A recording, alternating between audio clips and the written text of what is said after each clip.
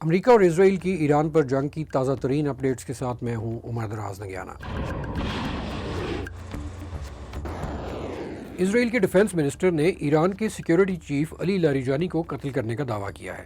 انہوں نے کہا ہے کہ اسرائیلی ڈیفنس فورسز نے گزشتہ رات ایران میں کارروائی کی جس میں علی لاریجانی قتل کر دیے گئے، جبکہ ایران کے سرکاری میڈیا نے کہا ہے کہ وہ علی لاریجانی کا بیان سامنے لائیں گے۔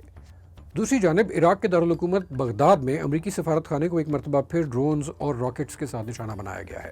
بغداد کے اندر گرین زون میں جہاں پر امریکی سفارت خانہ اور دیگر اہم عمارتیں موجود ہیں، وہاں پر ایک ہوٹل میں ڈرون لگنے سے آگ لگ گئی ہے۔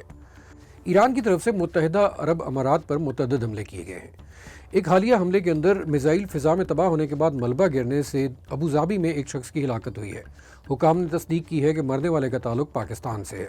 متحدہ عرب امارات کے حکام کا کہنا ہے کہ حملوں کا آغاز ہونے سے اب تک انہوں نے تقریباً 1900 کے قریب میزائلز اور ڈرون تباہ کیے ہیں۔ انہوں نے یہ بھی بتایا ہے کہ اس وقت سے اب تک مرنے والوں کی تعداد 7 اور زخمی ہونے والوں کی تعداد 140 سے زیادہ ہو چکی ہے۔ اسرائیل کی طرف سے لبنان کے اندر فوجی کارروائیاں جاری ہیں۔ لبنانی حکام نے بتایا ہے کہ منگل کی صبح اسرائیل نے بیروت کے اندر کم از کم 3 مقامات پر فضائی حملے کیے ہیں۔ اسرائیل کی ڈیفنس فورسز نے بتایا ہے کہ انہوں نے حزب اللہ کے ٹھکانوں کو نشانہ بنانے کے لیے بیروت کے اندر مختلف مقامات پر فضائی حملے کیے ہیں۔